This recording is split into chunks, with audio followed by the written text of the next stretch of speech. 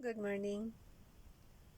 Daily Reading Plan, KGP Bible, 16 March 2022, Day 135 na natin. To Samuel chapter 13 to chapter 15. Mabilis ang basa lang to guys. To Samuel chapter 13, and it came to pass, sabayan niyo ako please. And it came to pass after this that Absalom the son of David had a fair sister whose name was Tamar, and Amnon the son of David loved her. And Amnon was so vexed that he fell sick for his sister Tamar, for she was a virgin, and Amnon thought it hard for him to do anything to her. But Amnon had a friend whose name was Jonadab, the son of Shimei, David's brother, and Jonadab was a very subtle man. And he said unto him, Why art thou being the king's son, lean from day to day? Wilt thou not tell me? And Amnon said unto him, I love Tamar, my brother Absalom's sister. And Jonadab said unto him, Lay thee down on thy bed, and make thyself sick, and when thy father cometh to see thee, say unto him, I pray thee, let my sister Tamar come and give me meat, and dress the meat in my sight, that I may see it and eat it at her hand. So Amnon lay down and made himself sick. And when the king was come to see him, Amnon said unto the king, I pray thee, let Tamar my sister come and make me a couple of cakes in my sight, that I may eat at her hand. Then David sent home to Tamar, saying, Go now to thy brother Amnon's house, and dress him meat. So Tamar went to her brother Amnon's house, and he was laid down, and she took flour, and kneaded it, and made cakes in his sight, and did bake the cakes. And she took a pan, and poured them out before him, but he refused to eat. And Amnon said, Have out all men from me. And they went out, every man from him. And Amnon said unto Tamar, Bring the meat into the chamber, that I may eat it, that I may eat of thine hand. And Tamar took the cakes which she had made, and brought them into the chamber to Amnon her brother. And when she had brought them unto him to eat, he took hold of her, and said unto her, Come, lie with me, my sister. And she answered him, Nay, my brother, do not force me, do not such thing ought to be done in Israel, do not thou this folly. And I, whither shall I cause my shame to go? And as for thee, thou shalt be as one of the fools in Israel. Now therefore I pray thee, speak unto the king, for he will not withhold me from thee. Howbeit he would not hearken unto her voice, but being stronger than she, forced her, and lay with her. Then Amnon hated her exceedingly, so that the hatred wherewith he hated her was greater than the love wherewith he had loved her. And Amnon said unto her, Arise, be gone. And she said unto him, There is no cause, this evil in sending me away is greater than the other that thou didst unto me. But he would not hearken unto her. Then he called his servant that ministered unto him, and said, Put now this woman out from me, and bolt the door after her. And she had a garment of divers colors upon her, for with such robes were the king's daughters that were virgins apparelled. Then his servant brought her out, and bolted the door after her. And Tamar put ashes on her head, and rent her garment of divers colors that was on her, and laid her hand on her head, and went on crying. And Absalom her brother said unto her, Hath Amnon thy brother been with thee? But hold now thy peace, my sister, he is thy brother, regard not this thing. So Tamar remained desolate in her brother Absalom's house. But when King David heard of all this, he was very wroth. And Absalom spake unto his brother Amnon neither good nor bad. For Absalom hated Amnon, because he had forced his sister Tamar. And it came to pass after 2 full years that Absalom had sheep shearers in Baal Hazor, which is beside Ephraim. And Absalom invited all the king's sons. And Absalom came to the king, and said, Behold, now thy servant hath sheep shearers. Let the king I beseech thee, and his servant go with thy servant.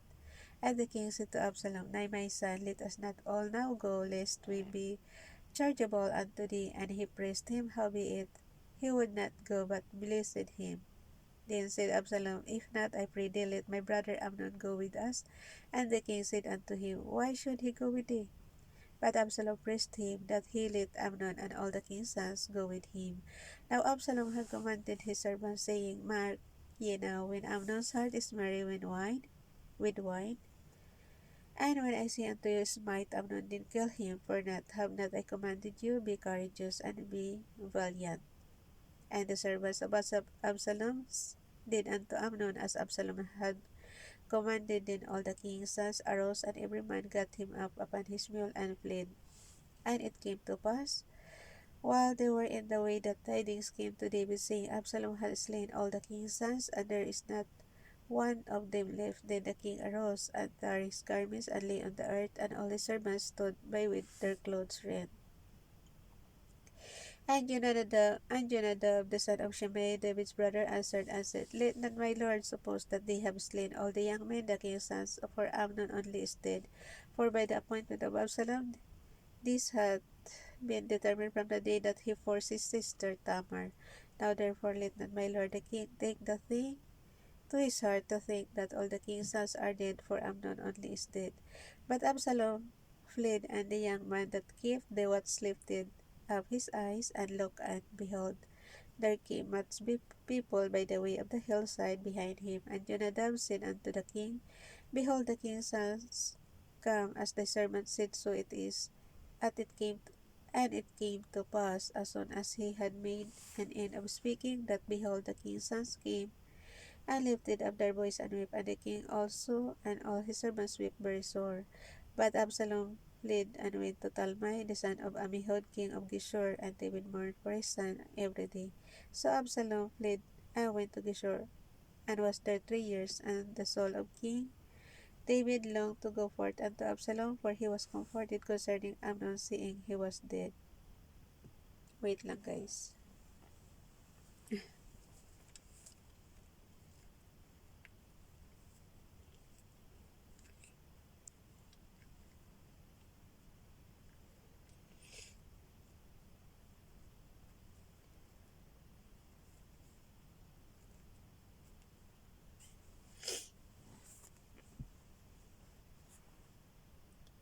To Samuel chapter 14.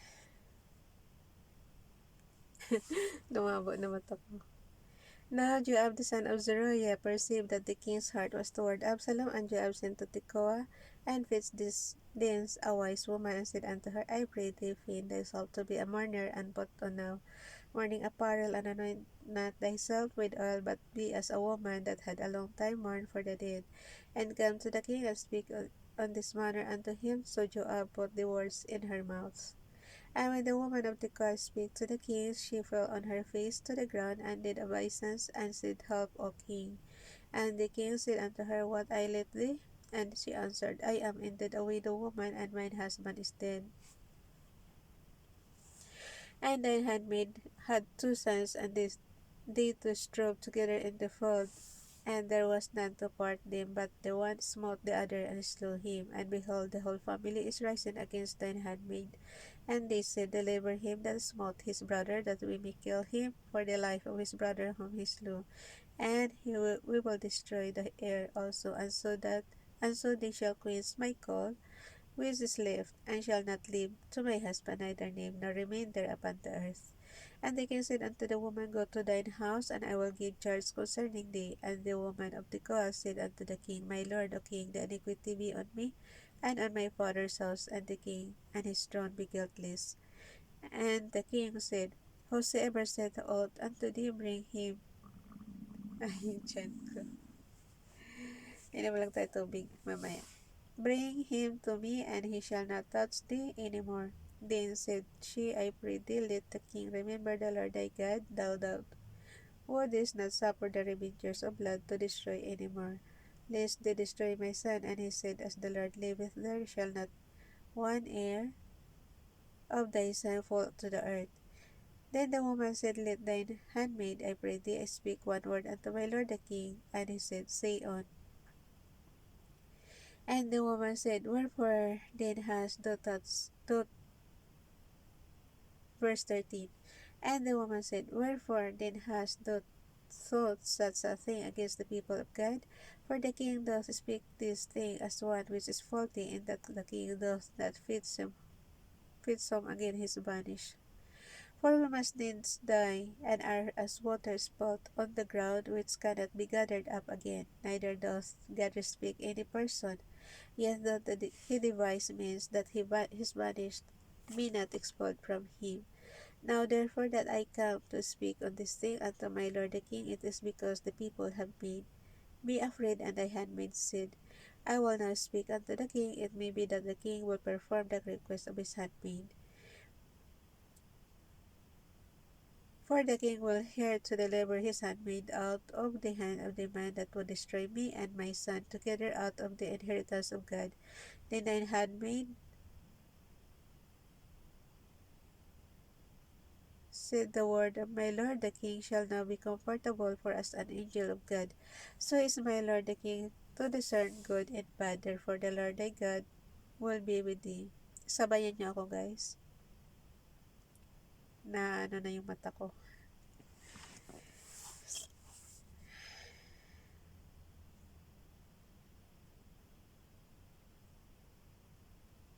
Then the king answered and said unto the woman, hide not from me, I pray thee, the king, that I shall ask thee. And the woman said, let my lord the king now speak.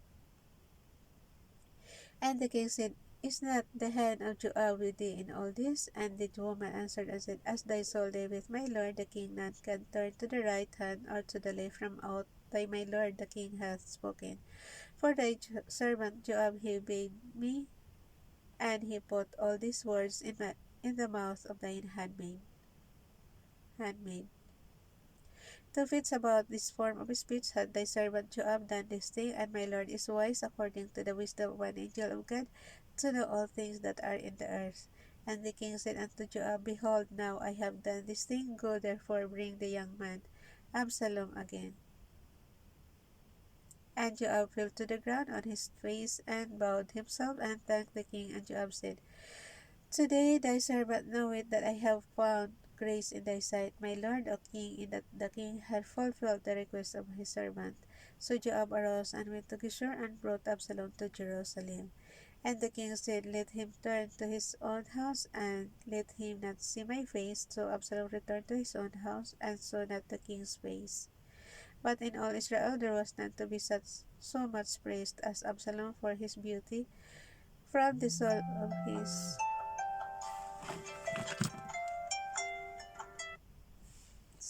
naabot na tayo ng oras. So Joab, verse 23, so Joab arose and went to Geshur, and brought Absalom to Jerusalem. And the king said, let him turn to his own house, and let him not see my face. So Absalom returned to his own house, and saw not the king's face. But in all Israel there was none to be so much praised as Absalom for his beauty, from the sole of his foot even to the crown of his head there was no blemish on him. And when he pulled his head, for it was at every year's end that he pulled it, because the hair was heavy in him, therefore he pulled it. He weighed the hair of his head at 200 shekels after the king's weight. And unto Absalom there were born 3 sons and 1 daughter, whose name was Tamar. She was a woman of a fair countenance. So Absalom dwelt 2 full years in Jerusalem, and saw not the king's face. Therefore Absalom sent for Joab to have sent him to the king, but he would not come to him. And when he sent again the second time, he would not come. Therefore he said unto his servant, see, Joab's field is near mine, and he had barley there. Go and set it on fire. And Absalom's servant set the field on fire. Then Joab arose and came to Absalom unto his house, and said unto him, wherefore have thy servants set my field on fire? And Absalom answered Joab, behold, I sent unto thee, saying, come hither, that I may send thee to the king, to say, wherefore am I come from Geshur? It had been good for me to have been there still. Now therefore let me see the king's face, and if there be any iniquity in me, let him kill me. So Joab came to the king and told him, and when he had called for Absalom, he came to the king and bowed himself on his face to the ground before the king, and the king kissed Absalom. Wait lang.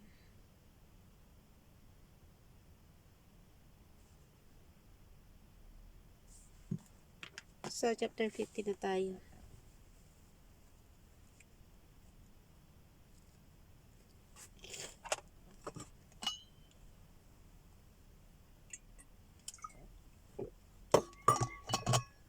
Wala ng tubig. To Samuel chapter 15. Ito lang ang hindrance ko tuwing umaga. Hirap ako magbasa. Daming hindrances. Kundi mahina network, yung barado naman natin, hirap gumising sa umaga. And it came to pass after this that Absalom prepared him chariots and horses. Last chapter na to, guys. Chapter 15 ng 2 Samuel.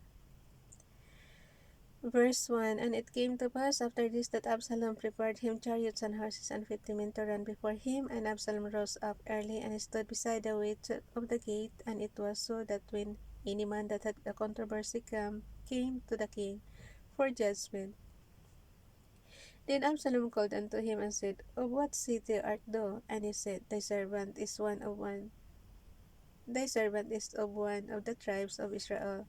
And Absalom said unto him, See, thy matters are good and right, but there is no man deputed of the king to hear thee. Absalom said, Moreover, oh, that I were made judge in the land, that every man which hath any suit or cause might come unto me, and I would do him justice. And it was so, that when any man came nigh to do him obeisance, he put forth his hand and took him and kissed him. And on this manner did Absalom to all Israel that came to the king for judgment. So Absalom stole the hearts of the men of Israel. And it came to pass after 40 years that Absalom said unto the king, I pray thee, let me go and pay my vow which I have vowed unto the Lord in Hebron. For thy servant vowed a vow while I abode at Geshur in Syria, saying, If the Lord shall bring me again indeed to Jerusalem, then I will serve the Lord. And the king said unto him, Go in peace. So he arose and went to Hebron.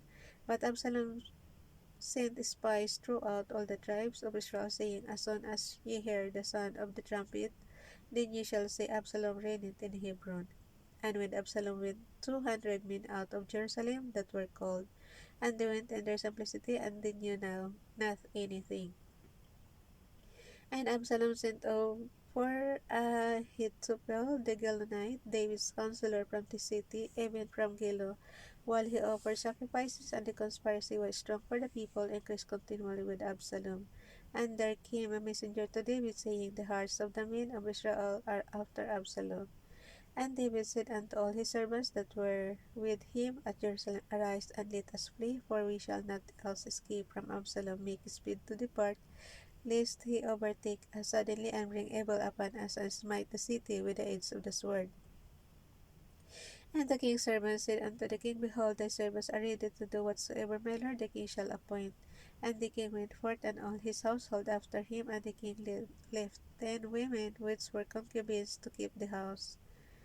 And the king went forth, and all the people after him, and tarried in a place that was far off, and his servants passed on beside him, and all the Cherethites, and all the Pelethites, and all the Gitthites, 600 men, which came after him from Gath, passed on before the king. Hinto na raw tayo. Yung tiyan ko kanina pa nagreklamo.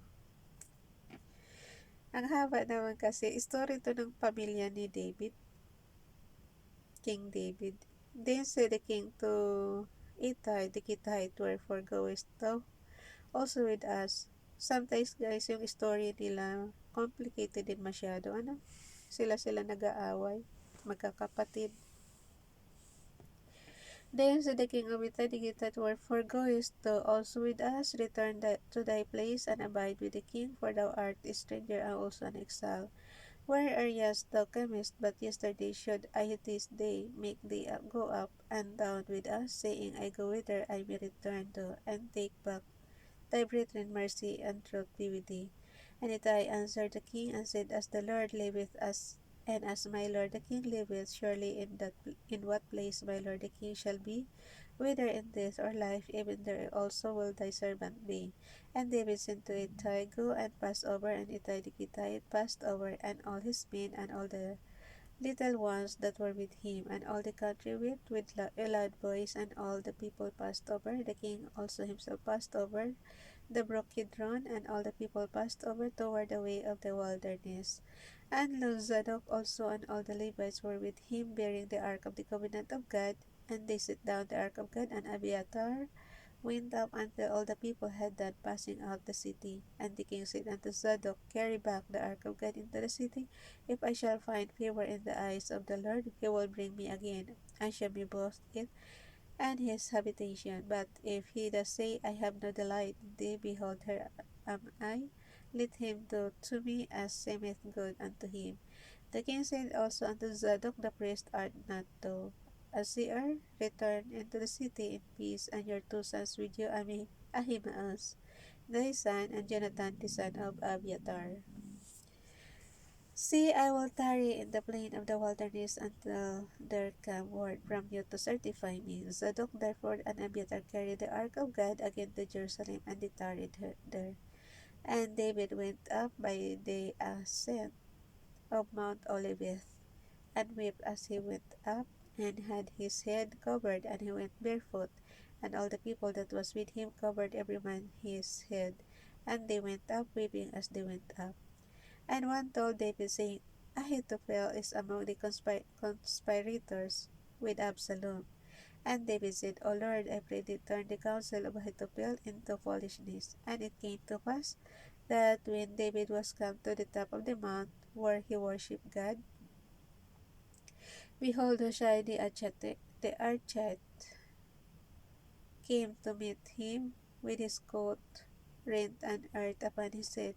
And to whom David said, if thou passest on with me, then thou shalt be a burden unto me.